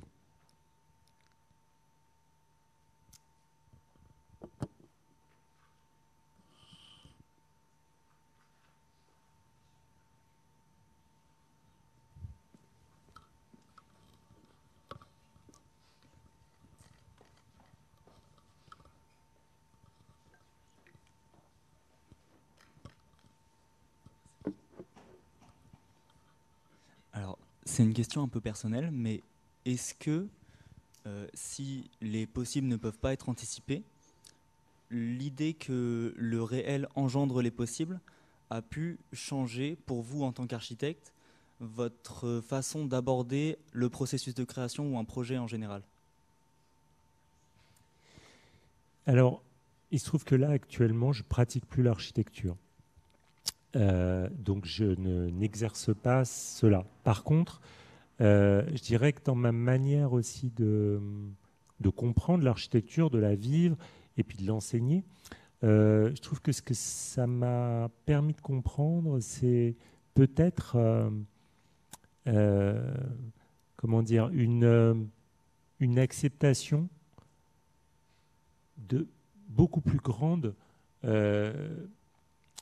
des limites du projet, des limites au sens, peut-être pas ce qu'on vient de dire, mais en tout cas de ces limites, des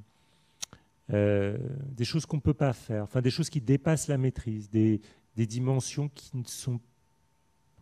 qu'on ne pourra jamais anticiper, etc. C'est peut-être ça que ça a contribué à faire bouger l'acceptation de cette incomplétude ou inachèvement vraiment essentiel et fondamental de tout projet. Et puis aussi probablement une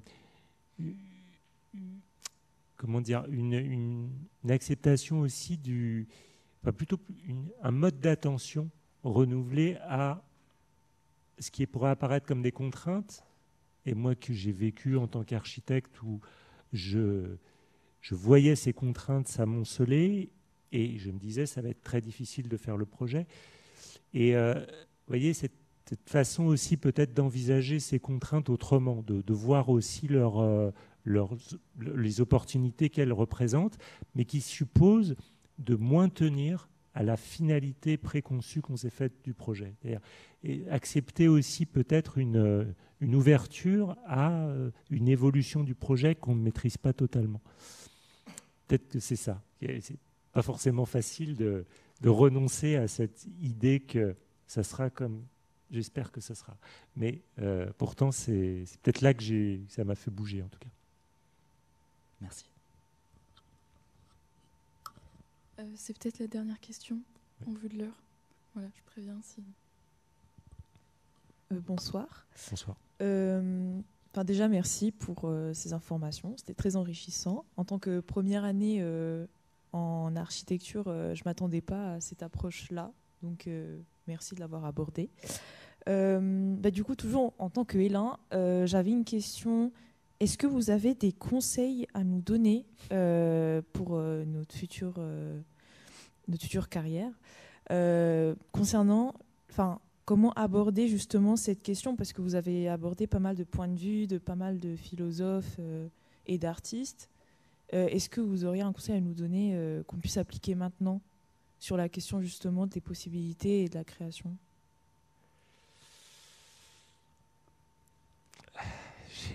Les enseignants sont là, donc je ne sais pas. Écoutez ce qu'ils vous disent déjà, ce serait mon avis. Non, mais... franchement, c'est difficile à dire. Hein. C'est difficile. Je pense que c'est tellement situé, tellement spécifique à ce que vous êtes en train de faire. Un conseil général ne vaudrait pas grand-chose, là, je crois. C'est plutôt à adapter en fonction des circonstances bien précises qui sont celles dans lesquelles vous êtes. Après, voilà, moi, je trouve que ce qui peut-être, je trouve qu'en première année, en tout cas, je dirais même pas qu'en première année, mais en architecture, il faut essayer de comprendre un petit peu ce qui a fait cette culture architecturale. Tu parles des références, enfin de tout un... On n'a pas inventé l'architecture hier, quoi. Je veux dire, c'est une longue histoire, cette affaire. Et donc, il y a... sans nécessairement adhérer à tout ce qui s'est fait, je pense que cette connaissance de la culture de ce métier, de cette profession, de cette pensée-là, elle est fondamentale. Elle est fondamentale parce que c'est à partir de ça aussi qu'on saisit justement les possibles qui s'ouvrent. Sinon, on a l'impression que tout est possible, que tout est nouveau. Donc je pense qu'il y a un effort, en particulier en première année, à vous plonger... dans cette épaisseur-là, cette épaisseur historique, ces savoirs qui sont liés à l'architecture, mais de le faire vraiment de façon un peu obsessionnelle et sérieuse. Je trouve, bon, après je ne sais pas ce que vous diront vos enseignants, mais je trouve que c'est important. Juste pour répondre à ça, c'est une question que j'essaie de formuler, que je n'arrive pas à formuler pour Stéphane, c'est dans ce que tu nous dis, Stéphane, c'est que et pour répondre un peu à ta question, Chama, c'est que je pense qu'il faut, dans l'histoire récente de l'architecture, et pas seulement récente, mais il faut peut-être penser autrement qu'en tant qu'architecte. En t'écoutant, et surtout sur la fin, je pense plutôt que l'émotion de l'architecture, comme dit Romain, vient plutôt de la question de l'infrastructure, ou comment on peut penser un peu de manière un peu plus générale, sans usage, à répondre en construisant ou en concevant sans usage. Ce qui est un peu le propre d'une infrastructure ou un usage très technique, comme l'exemple du skatepark que tu as montré. Mais je pense aussi et surtout à l'espace dans lequel on vit aujourd'hui, enfin l'école, qui est d'abord une infrastructure, avant d'être une école, qui pourra devenir autre chose dans un autre temps. Et voilà, pour répondre à la question de Chama, c'est peut-être qu'il faut penser comme ça à sortir d'un réflexe d'architecte ou d'architecture, pour peut-être créer, provoquer les possibles dont tu parles, Stéphane. Oui, juste je rebondis là-dessus, et pas longtemps, mais c'est vrai que ce soit par le biais de l'émotion, que ce soit par diverses manières de penser, par la question de la lumière, par la question du sol, par la question du rapport au rocher qu'on a vu chez Alberto Ponis. En fait, tous ces gens-là ne nous parlent pas des programmes. En fait, on ne parle pas des programmes. C'est-à-dire quand un client vient vous voir et vous dit « je sais pas, je veux une maison d'habitation pour ma famille. Ou il vous dit, je veux une... Il vous dit pas comme ça, mais il dit, grosso modo, la société vous dit, on veut une piscine, ou on veut une médiathèque, ou on veut... En fait, les désirs de la société, les besoins de la société s'énoncent sous la forme d'un programme. Donc, ce qui arrive en premier, c'est le programme. On reçoit le programme. Après, il y a le site, puis après, on fait le projet. Mais en réalité, ce qui va rester, ce n'est pas toujours le programme. Tu parles d'infrastructure et tu as raison. C'est vrai que Colisée, il est encore là. Et les programmes, ça fait bien longtemps qu'on fait plus qu'on tue plus de chrétiens dans le Colisée. Et c'est ça qui est assez beau en architecture, c'est que finalement la durabilité intrinsèque de ces ouvrages, en perdurant plus longtemps que les fonctions qui ont été celles de leur origine et pour laquelle elles ont été faites, ouvrent des possibles sans cesse nouveaux. Et que dès lors, ça irait plutôt dans le sens de prôner pour une architecture non pas éphémère, non pas qui se détruit demain, mais une architecture au contraire qui dure et qui croit dans sa capacité par sa durée, comme des infrastructures, à ouvrir des possibilités. Mais ça, c'est difficile à comprendre et en tout cas à admettre, puisque avant que d'autres possibles ne soient révélés, l'architecture, elle apparaît comme ruine, comme friche, finalement comme quelque chose qui est non désirable, comme une verrue dans la ville. Donc comment penser cette durabilité à partir de la question des possibles et plus simplement à partir de la question de la fonctionnalité, de l'obsolescence, etc. Peut-être à travers des émotions, qu'il est peut-être bon de préserver des lieux qui nous fournissent, qui nous procurent telle émotion. Se dire que c'est ça qui est quand même le plus important, au-delà du fait d'avoir la piscine, d'avoir la médiathèque. Il y a peut-être des lieux. Vous savez, Nietzsche, il disait qu'il faudrait des lieux dans les villes qui soient très hauts sous plafond, où on puisse penser un peu en marge du brouhaha de la ville. C'est un très beau programme d'architecture avec un très beau projet avec un programme vraiment minimum, un lieu pour penser et qui soit un peu en marge de la ville. Et il dit, nos villes sont des villes pour les nains. C'était Nietzsche, il était toujours un peu mégalo, mais il dit c'est des villes pour les nains, pour les rabougris, tous les espaces sont miniatures, on vit dans des espaces tassés, on ne peut pas réfléchir, on ne peut pas penser là-dedans. Il nous faut des espaces qui... à voir ce qu'on peut en faire, mais comme programme pour un projet d'atelier, ça me paraît pas mal. Merci en tout cas de votre écoute.